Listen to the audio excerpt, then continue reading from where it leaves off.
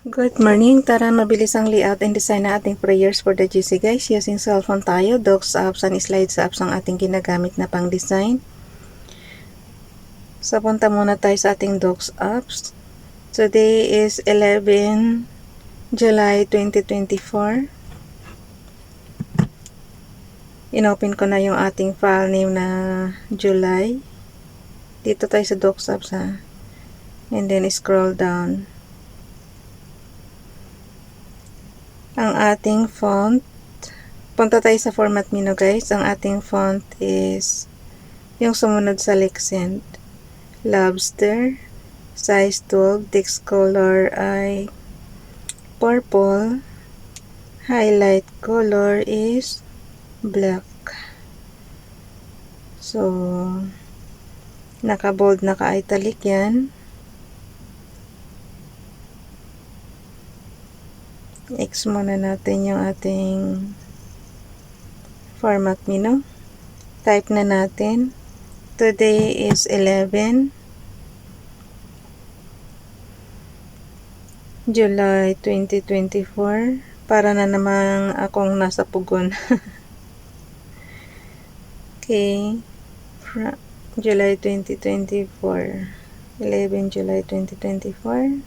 From Family GC. Yung mga gustong sumali sa Family GC guys, pag-i-contact yung aming founder, Harry B. De La Cruz, or yung mga admins, co-founder Muti, admins Roger Pacatang, Eileen Samarin, Aiki Akma, Sarah Golingan, Nanay Elsa Samaricat, ang inyong lingkod, Ralph Lion Pag-ubo Vlogs. Paki-subscribe na rin sa kanilang mga YouTube channel. And then, yung gustong magpa-member sa GC, i-add nyo lang dyan. And then, i-confirm na yan ng mga admins. So, basahin na natin yung ating para mabilis tayo. Okay, dito muna tayo kay Ralph Lion Pag-ubo Vlog. Sandali lang ha. Lagay ko lang yung kanyang YouTube channel. Image from photos. And then, Ralph. And then kay Princess Diane channel, addin natin image from photos. Mabilis siya kasi nasa bungad pa lang. Pagka matagal-tagal na, wala na yung sa recent, pupunta na naman tayo sa ating folder na screenshot. Mukhang hindi siya kakasya, I think. So, basahin ko lang sandali. Ralph Lion Pag-ubo Vlogs. Debri Hayamim Alif, 1 Chronicles chapter 29 verse 12. Both Asher and Kavod come of thee, and thou art Moshel over all, and in thine yad is Koach and Geburah, and in thine yad it is to make great, and to give strength unto all. So, yan, yun yung kanyang Hebrews writings, nasa ibaba. Basahin lang natin sa ating Biblia ayon sa ating lingwaheng naiintindihan. Okay. Ang Debri Hayamim guys is, ang Debri Hayamim Alif is 1 Chronicles. So sa Tagalog, 1 Chronica yan. And then, chapter 29 verse 12. Okay, nasaan yung verse 12? Hinano ko na ito eh. Verse 12. Sa inyo nagmumula ang kayamanan at ang karangalan, at kayo ang naghahari sa lahat. Taglay ninyo ang kapangyarihan at kadakilaan, at kayo ang nagbibigay ng lakas at kapangyarihan sa lahat.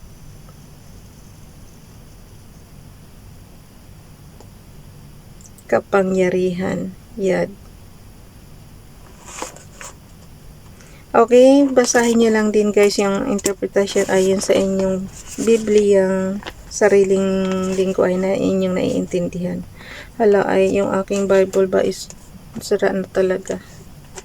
Tsaka na tayo bibili pag natapos na yung pagbabasa natin. Kasi ganun din na kasi sa akin guys, kaya nasisira kasi sobrang gamit na gamit. Araw-araw pa naman tayo nagbabasa ng Bible. So, dito naman tayo kay Princess Diane channel. Bless them that curse you, and pray for them which despitefully use you. Luke chapter 6 verse 28. Kita mo nga naman, no? Kahit kinakars ka na, i-bless mo pa rin. Tapos kahit na inaalipusta ka na ipagdadasal mo pa rin. Pero kanina talaga nandiri talaga ako doon sa sa pinapagawa ni Father God kay Ezekiel. Pero mo yung panggatong guys, tae daw ng tao. Talaga naman. Pero syempre mga na nila yan mga history na nila yan. Sabi na sa inyo, hindi ka kasya. Ito kasing ko, napakaliit. Napakaliit kasi ng aking screen. So, hindi talaga kasya. Ang gawin natin, tanggalin natin yung i-type na lang natin yung ating YTC ni Princess Dayan Channel. Delete natin yan. Tapos palitan natin ng Princess Dayan Channel. So, tinype ko na lang siya. Maganda naman yung font na Lobster So, skip ulit tayo para para lumaki yung ating display. Iba kasi yung cellphone sa computer, guys. Ang computer kasi syempre malaki ang display niyan. Itong natin maliit syempre. O, ayan na.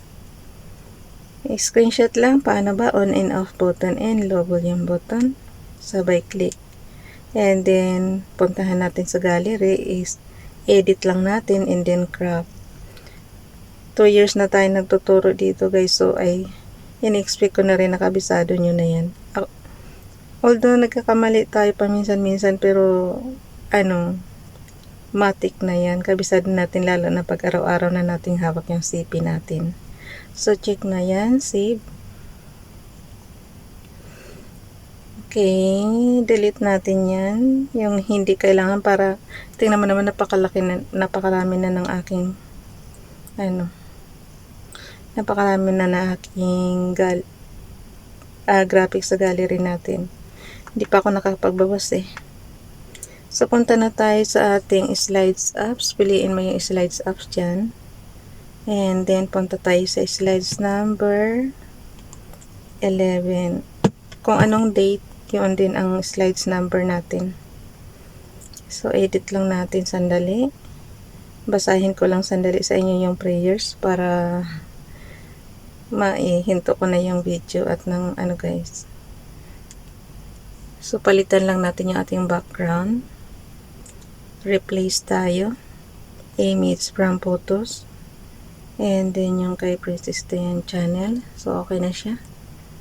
And then, i-add lang natin yung ating binasa kanina from photos. Igilid lang natin sandali. So, basahin ko lang sa inyo yung ating i-repost prayers.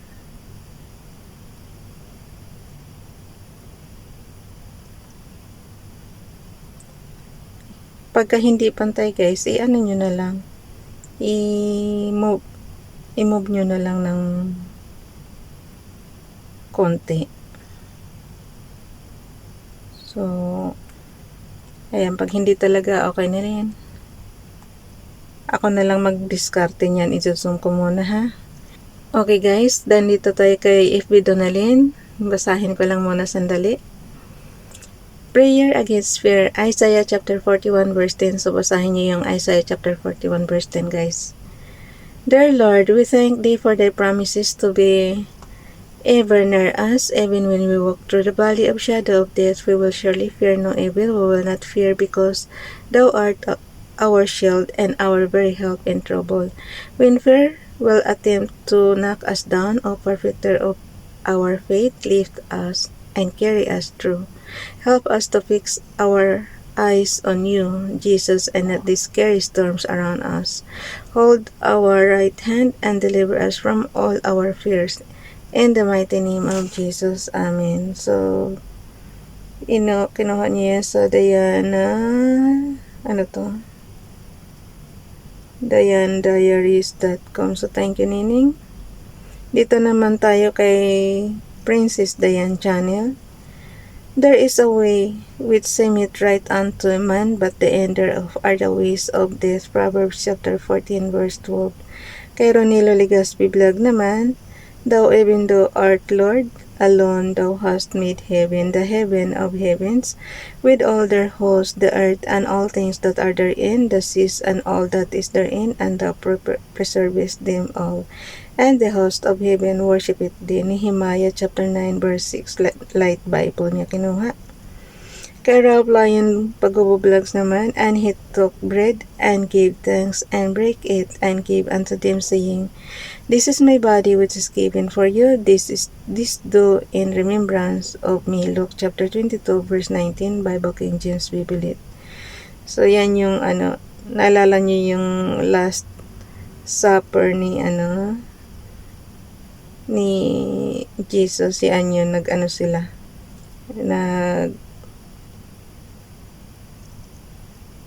ano ba yan? Yung kasama niya mga disciple niya, di pa siya, nag-break siya ng tinapay, tapos nag-inom din sila ng ng wine. So, i-ano ko lang guys, i-zoom ko lang para magpantay na yung gilid. Kasi di ba hindi pantay kanina, so dinidiskartehan ko na lang para pag naipasa natin sa GC, pantay siya.